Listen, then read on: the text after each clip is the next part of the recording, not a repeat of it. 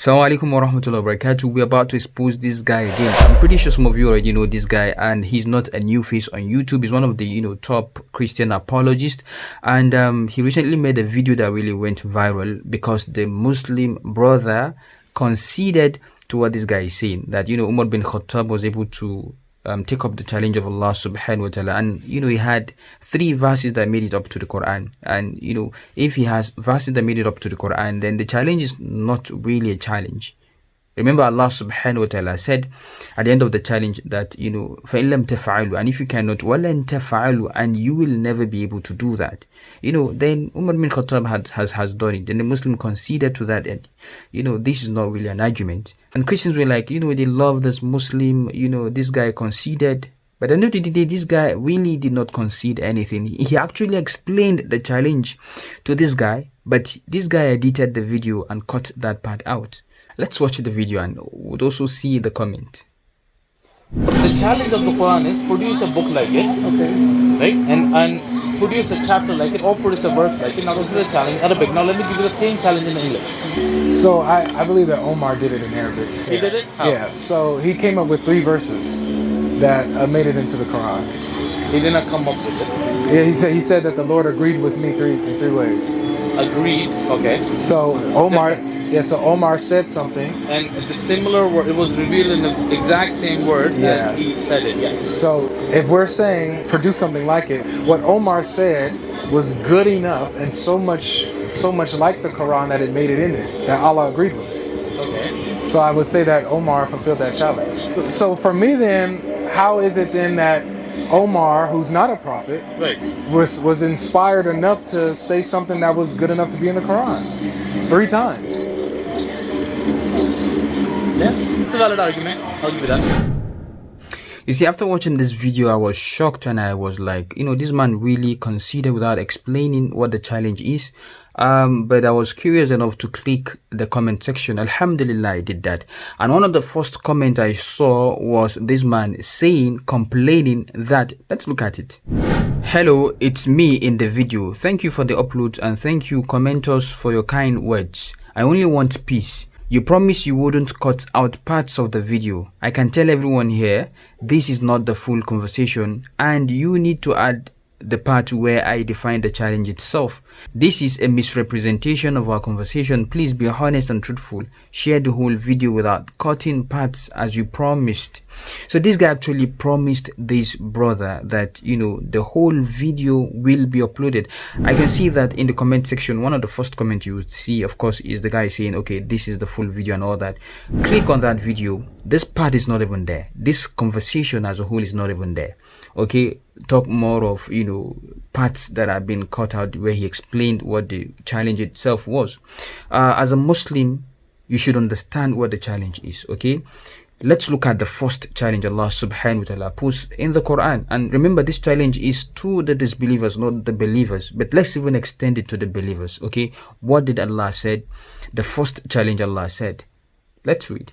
Allah subhanahu wa ta'ala said in chapter 17 verses 88 of the glorious Quran, say, if mankind and the jinn gathered in order to produce the like of this Quran, they could not produce the like of it, even if they were to each other assistants. Okay, Allah now is talking about them producing the like of the Quran, the whole of it. And Allah concluded that they can't, even if they are to one another assistants. After a while, Allah subhanahu wa ta'ala reduced the challenge. Allah subhanahu wa ta'ala said in chapter 11 verse 13 of the glorious Quran, or do they say he invented it? Say, then bring 10 surahs like it that have been invented, and call upon for assistance whomever you can besides Allah, if you should be truthful. They claimed that this was invented by Muhammad or from somewhere, and Allah said, if you say it's invented, good and fine, then bring something that is like it, that is invented. Just bring 10 surahs. There's a difference between surah and ayah. Ayah are the verses, and surah are the chapters. We have 114 chapters of the glorious Quran, then we have over 6,000 verses of the glorious Quran. Okay, so we shouldn't confuse them together or conflate them together. So Allah here is asking them to bring just 10 chapters, no longer the Quran. Don't bring the Quran, bring just 10 chapters of the Quran. And obviously, when we look at the next verse, Allah subhanahu wa ta'ala literally said, these people can't produce its like. Allah said, and if they do not respond to you, then know that it, the Quran, that is the Quran, was revealed with the knowledge of Allah, and that there is no deity except Him. Then would you not be Muslims? Okay, remember this guy said this was invented, and Allah subhanahu wa ta'ala is now saying, if they can't bring something like this, just 10 chapters, then you should know that this is from Allah. Wouldn't you be Muslims? Then let's look at the last challenge, because obviously they can't bring what's like the Quran, or they can't bring just 10 chapters. Then Allah reduced it further. So Allah said in Surah Al-Baqarah 2 verse 23, and if you are in doubt about what we have sent down, that is the Quran, upon our servant, that is the Prophet Muhammad sallallahu alaihi wasallam, then produce a surah, just a surah, the like thereof, and call upon your witnesses, that is supporters, other than Allah subhanahu wa ta'ala, if you should be truthful. Okay, now bring just a surah, just a chapter. This is what Allah subhanahu wa ta'ala said. Allah didn't say bring a verse, or bring 2 verses, or bring 3 verses. Umar was only able to bring 3 verses that Allah subhanahu wa ta'ala agreed to. That hadith is sound, and then it made itself to the Quran.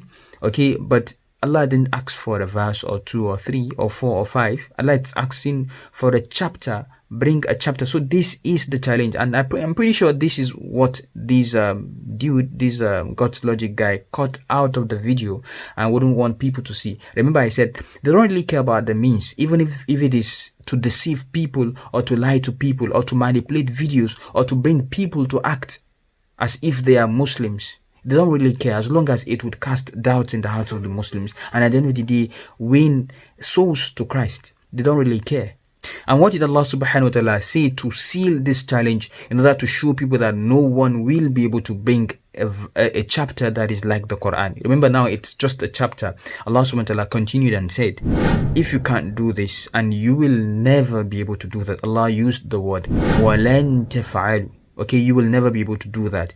Then fear the fire whose fuel is humans and stones, prepared for the disbelievers. So fear Allah.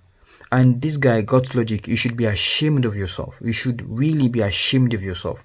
You promised someone that no part of the video will be cut out, and you ended up cutting parts of the video where he answered the question. I don't really know what his answer is, but I'm pretty sure this guy is wise enough to know that this is not the challenge. Producing a verse 2, 3, it's not the challenge. The challenge is producing 1 chapter. This is the list of the challenge. Produce 1 chapter, and not 1, 2, 3 verses. And really, this thing you did shed more light on how you guys operate. And this is not the ways of Islam, and this is the reason, one of the reasons why we bring the truth the way it is. We are not ashamed of the truth. We tell people this is what we believe, and this is how it is. This is one of the reasons, again, why Islam is the fastest growing religion, and there's nothing you can do about it. Allah subhanahu wa ta'ala said, yuriduna, regarding the kuffar, yuriduna an yutfi'u nurallahi bi afwahihim wallahu mutimmu nurihi walau kariha al-kafirun. This is what Allah subhanahu wa ta'ala said. Even if the disbelievers hate it, they want to quench the light of Allah. They want to quench this deen of Allah with their mouth. They don't care, like I said, they don't care about the means. With their mouth, Wallahu mutimmu nurihi, and Allah would complete this light. Allah would complete the deen, even if the disbelievers hate it. With this I say, Assalamu alaikum wa rahmatullahi wa barakatuh. Catch you in the next one.